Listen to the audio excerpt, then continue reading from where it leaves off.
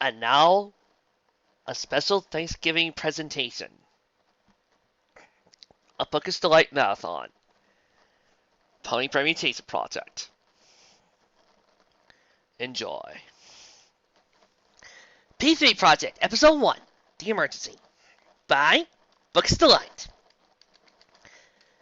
Days in Ponyville were usually idyllic, beautiful, and this was no exception. The sun shone, the clouds were light and fluffy, the breeze was just right, and every pony was in their best spirits ever since that night would be the Summer Sun celebration. Truly, this would be one of those days that absolutely nothing could spoil. Early in the afternoon, Applejack trotted along the town's main clearing, taking a break from her extended family's preparatory baking lesson. She looked around, taking notes of her friends as she did so. So far, situation normal. She could see Fluttershy conducting music with the local animals in the distance. She could see Sparkles coming from Rarity's house every few seconds. Clearly her unicorn magic was working overtime as he tended to the decorations. Even Rainbow Dash was behaving as expected, napping in the sky, waiting for the very last minute to go on a cloud clearing duty. Silver Speed sure could spoil a pony, but that was ain't for sure. It was 4 down. Let's left only 1. Applejack wasn't a big fan of not being able to take total stock of things, especially when the issue involved the least predictable of her circle of friends. Perhaps she was a Sugar Cube corner. It was her favorite hotspot, not to mention she was currently obligated to it to a degree. Applejack decided to check there. Just as she got to the doors, however, she heard a faint, high-pitched squealing sound behind her. She kept walking, but it kept getting louder. She was clearly putting no ground between it and herself. Applejack stopped, fearing the worst, decided to turn around, and found herself tackled by a pink blur moving so fast, she momentarily wondered if Rainbow Dash had accidentally flown into a vat of icing again. Applejack and the blur rolled halfway across town, end over end, clutching each other to prevent being thrown clear, until they finally came to an abrupt crash into a tree trunk some distance from the main square. When Applejack came to, she found herself laying at the base of the tree.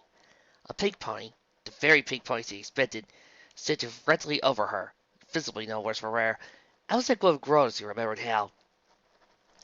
"Applejack! I'm so glad I finally caught you!" Pinkie said, her mouth was easily matching Rainbow Dash's flight speed. "Ugh, wasn't all that hard, since I was just minding my own business," was what Applejack wanted to say. Instead, all that came out was his. Pinkie Pie remained oblivious. "You'll never believe what I just saw! Come on, guess!" "Okay, I'll bet," Applejack said, physically clearing. Ugh. "No, no, no," Pinkie jumped up and down. "It's no fun if I just tell you. You'll need to guess." "Listen, Pony Girl, I don't know if you knows, but you just tackled me into a tree from halfway across town, so you're going to have to give me the benefit of the doubt on this one. Okay, just tell me what you saw." With a gigantic sigh, Pinkie Pie relented. "Oh, all right." 2 seconds later, she perked back up. "There's a new pony in Ponyville! It's a unicorn! It's all purple with more purple and a little bit of violet and some more purple, and I saw her and I told her, woo! Because not only is she a new pony and a unicorn, but I never saw any pony quite like her because she's so purple she really stands out to a person like her." Applejack reached up and put a hoof to Pinkie's mouth. It was a reflex she had developed for when she had heard enough hurrying it, and the two had come to an understanding about it months ago. She kept it there until the pink pony calmed down. "Huh. I'll admit unicorns aren't something you see every day around these parts." Applejack paused in realization. "Well, think about it. I saw some crazy chariot flying over her head just a little bit earlier today. Think that was her?" Pinkie jumped up and down again, completely unintimidating of the fact that she technically was still standing over some pony. It was! You know what that means, right?" We're out, though." Applejack froze, as he suddenly did. "Oh, no." "Emergency burn!" Pinkie Pie screamed to the heavens. "Applejack, I need your help. I need balloons, steamers, and a roundup of every pony we can find. And most importantly, food. I need your apple. Food. Things." "What?" Applejack blinked in confusion. "Why can't you just go to Sugar Cube Corner for that stuff? Why do y'all need to grab on like it? Last for summer soon." "Well, For a short while, Pinkie's voice went uncommonly soft. "Still working off my tab. It'll be another week before I'm clear. Oh, I can't wait until until that happens, I am going to peek out like no pony's ever seen. She shook her head to clear it of invading dreams of ice cream cake. With that said, this is now. Come on. You're my only hope for this. No one can put together a feast like you. But, Applejack started. There's no way.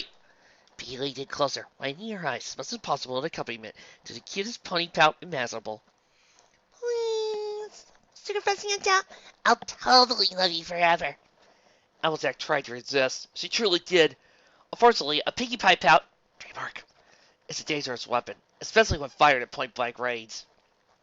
Along the side of her road, she finally said, all right, I'll see what I can do. Ying! Was Pinkie's immediate response, followed by her outright tickling Applejack again, this time leaning into a gigantic hug. God, she's just like the bestest, most awesome, super helpful pony I've ever known. It's the thing, though, every pony in Ponyville, that statement's not just what's like to see, to use the term you usually use, but that statement won't mean anything if I leave even one pony in our happy little town without friends. She just stopped her speech just in time to avoid Applejack's hoof, opting to meet her eyes instead. I mean, just like what happened after we met you, she said in a happy, sincere voice. You used to be so into your work and talk to us even less than flirts like this, but can you imagine what your life without us in it?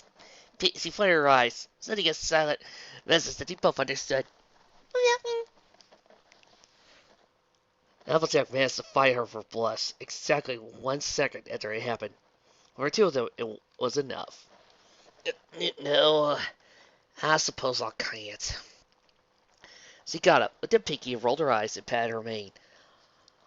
A sample and I'll go help throw merchants to Paris, she said with a quick grin forming the corner of her mouth. Well, I reckon things might seem a lot brighter. Just jostling up, Pinkie. Go get things started. I'll meet up with you as soon as I can. Woo! Thanks. See you soon. And thus, the first few steps towards introducing a new pony into the fold were taken.